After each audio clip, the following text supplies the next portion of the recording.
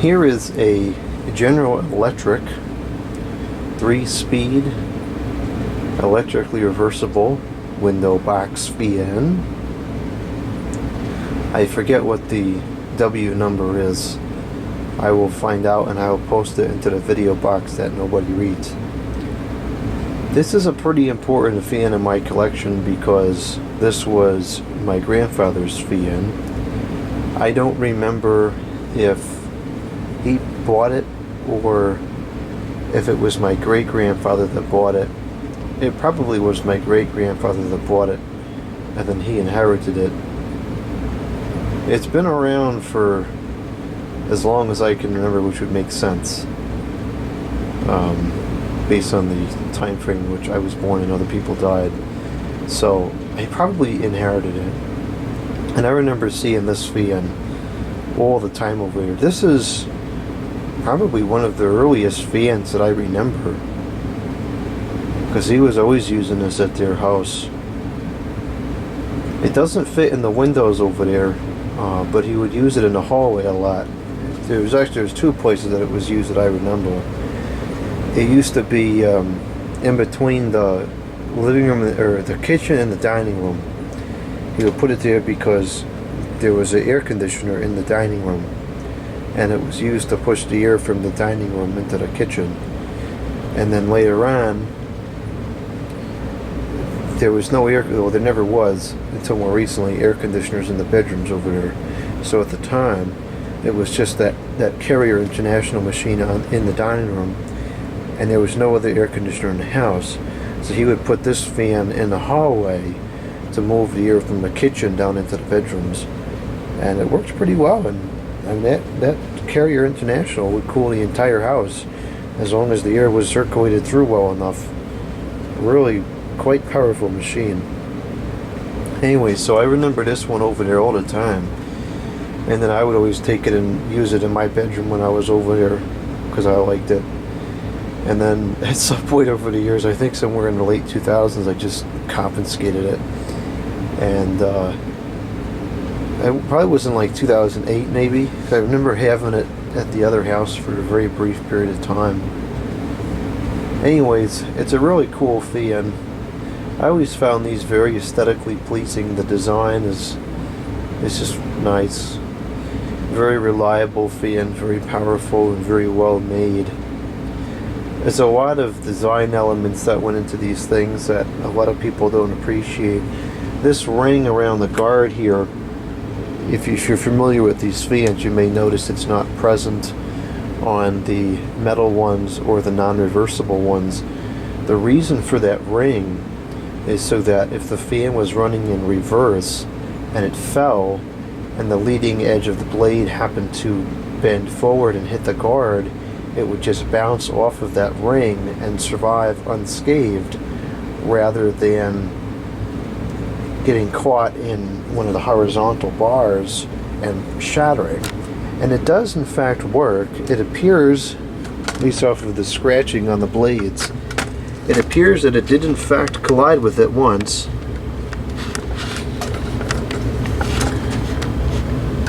See, there's a mark on each blade right around in the same area as the bar is.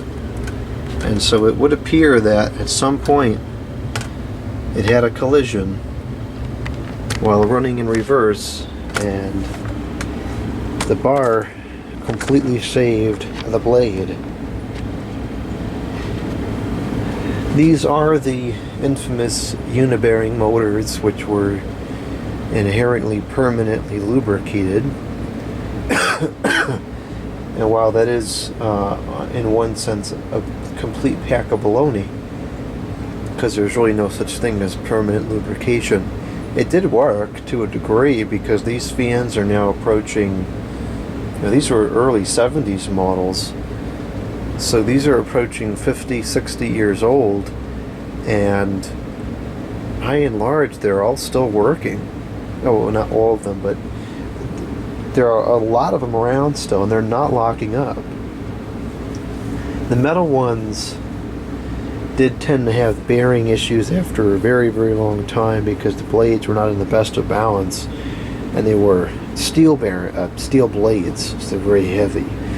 Plastic ones were not in very good balance either, but they were better on the bearings because it's a lighter blade set. And I don't want to take it off now, but there are balancing weights. You can't see them. There is a balancing weight inside the center of the shaft. Inside the center of the hub, rather. So it looks like they at least attempted to solve the problem, but it was not nearly enough, and it's still a fair bit out of balance. The windings look like they really could fare to be revarnished. In fact, under the magnification, that looks really in quite poor condition. This is definitely going to have to get cleaned out and revarnished very thoroughly at some point. I don't want this to fail. And these motors, they weren't the best. They are known to have the windings come loose and start vibrating and have issues, but all these issues are surfacing after 50 years of operation, so how much can you really complain about it? Certainly, these are lasting longer than anything made today will. The fan was rewired at some point. My grandfather did the rewiring because the cord frayed at the bottom here, would short out at times, which is another common issue with these fans. Again, this is happening after decades of operation. They should have designed that a little bit differently. There's the switch, the reversing switch. Looks like there's some information's written on there. I don't know why that was done. That's something my grandfather would do, though, for sure. The cord was taped to the side at one point, but the tape has come off over the years.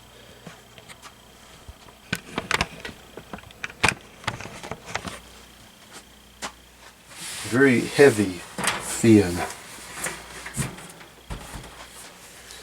The feet have also come off, which is unfortunate because that means the sticker wore off because it was sitting flat on the floor.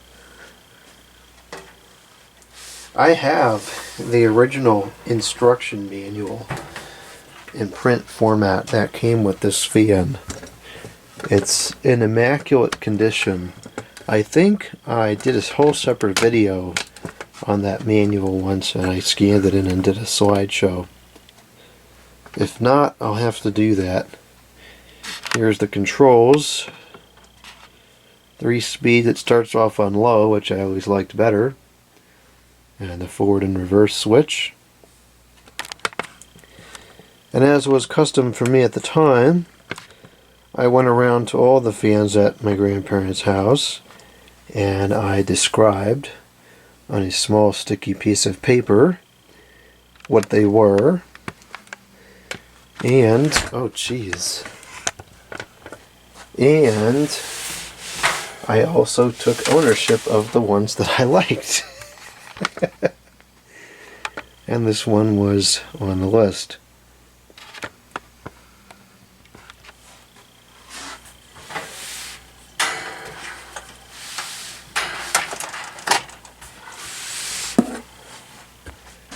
The handle is still in good conditions. I don't really use it just because it seems like it could fail, but because it's only a little plastic tab, it's holding it together. It's kind of hard to see it, but it's lasted this long. It'll probably keep lasting, but I don't know, my chance. It still seems pretty malleable, though. I don't know, probably fine. This thing has seen a lot of action over the years. This is a very high hours unit. And for the most part it still runs okay. I don't remember what the power draw rating is on these. It's got to be pretty high. Right now we're checking it at 120.6 the volts.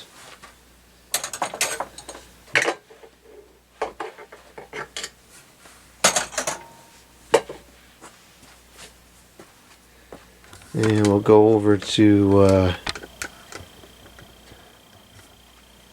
the amps, and we'll start it up on the low. I'll move the camera. I want to move everything because it'll get choked out if it's sitting like this. We won't be able to see how it performs.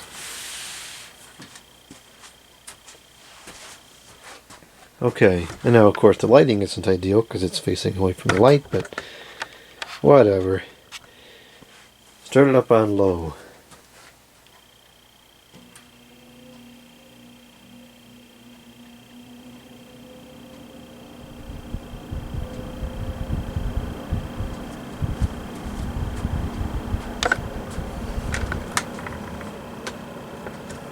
And you can see already how severely out of balance the blade is. It's almost like it's got some kind of a issue with being centered. And what's kind of ridiculous about this is that VNs made today with plastic blades still have the same problem. So are you trying to tell me that in the last 50 plus years there has been no improvement in the consistency and accuracy of a stinking plastic mold? I don't get that. You know, the stuff today shouldn't be like this. I understand stuff like this because this is early technology era. I mean, technology as we know it today. Precision manufacturing is well on its way at the time of this taping, so this should not be happening anymore. But it is. So this is already drawing 1.63 amps, which is honestly ridiculous for the speed at which it's going. It's very slow, but it's nice. It's very, very quiet. This is probably the quietest, one of the quietest box fans out there, second to a P223 or something of that nature. And it's a very gentle breeze, but it's a high volume of air. You can really feel it carry across the room.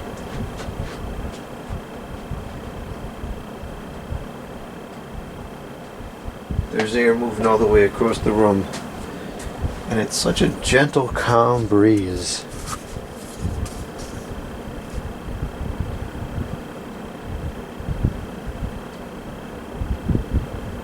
You can hear the motor a little bit. That's part of why I want to get those windings varnished. They're not vibrating like they are on some of the other instances still in use, but they're going to get there eventually. So it's 1.62 amps, 93 the watts, and a power factor of 0.47. These are, for what it's worth, very inefficient motors. They're shaded pole, that's to be expected. Who cares? They're still running. They're running 50 years later. Oh well. Cost of buying new fans every year is not going to be cheaper than running this for 50 years straight. It's not. That's what people don't understand about all this efficiency craze nonsense. The cost of replacing these so-called energy efficient modern appliances never outweighs the expense, that's not correct. The cost of replacing cheap appliances consistently is far more expensive than to run an old appliance year after year. Yes, this fan draws more electricity than a newer fan with a PSC motor, but this fan you're going to buy it once and you're going to use it for 75 years. It's ridiculous that people just don't get it. Do not get it. Okay, let's go up to the medium.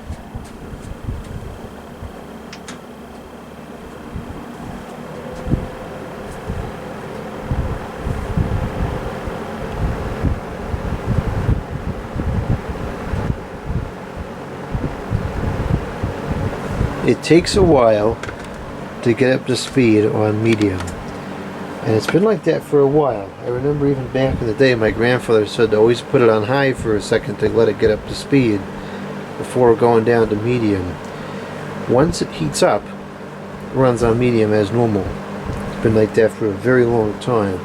I'm going to go bump it up to high for a second and drop it back down, and you'll see it probably arrests a little bit faster.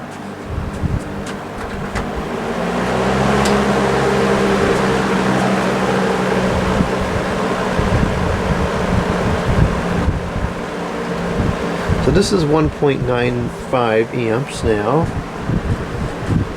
119 watts, and a power factor of 0.5. And it's starting to shake a little bit.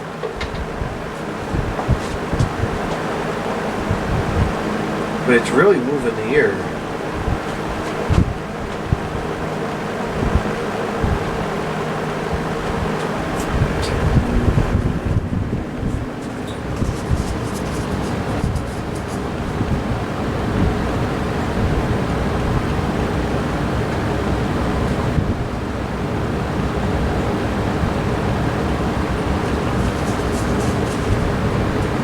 And it's still relatively quiet.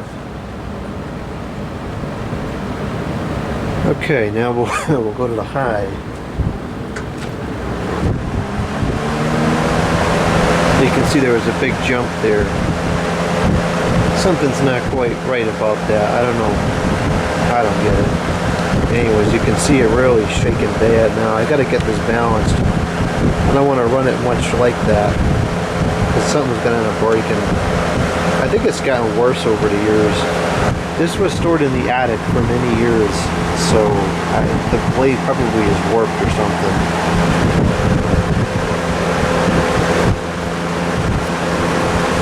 Very, very strong.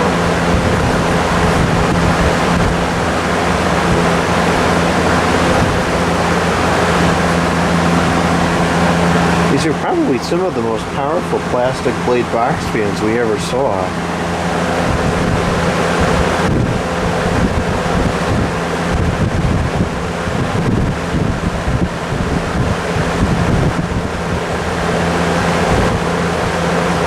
It's 2.7 amps,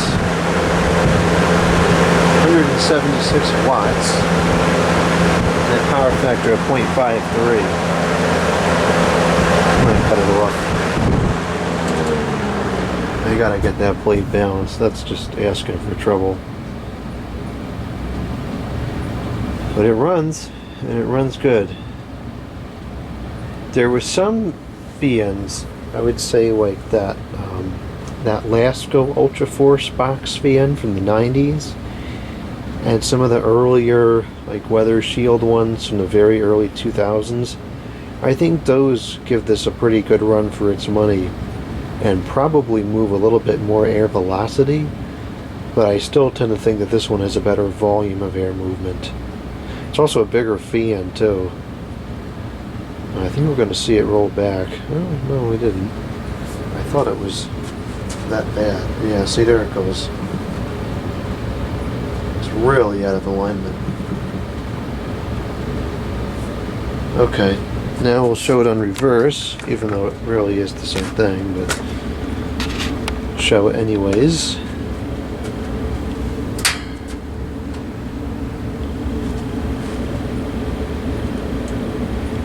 I just thought of something kind of funny. My grandmother never liked this fan because it was too heavy for her, and so there was one time it was in the hallway, and I forget what the reasoning was, but it had gotten placed backwards so that it was facing away from the bedrooms, and so instead of turning it around, she just reversed it and turned it on.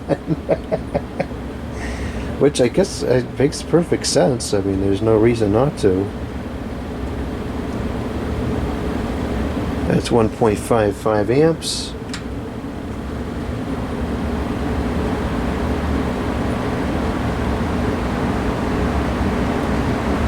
I can already feel the air rushing into the fan. And that's 1.9492 amps. 91 amps, it's going down as it gets up to speed. And that's 2.7 amps, 2.8 amps. And that balance is really bad. No, I think that's what the next video on this fan is going to be, balancing it. because you can't run it like that. Something's gonna break.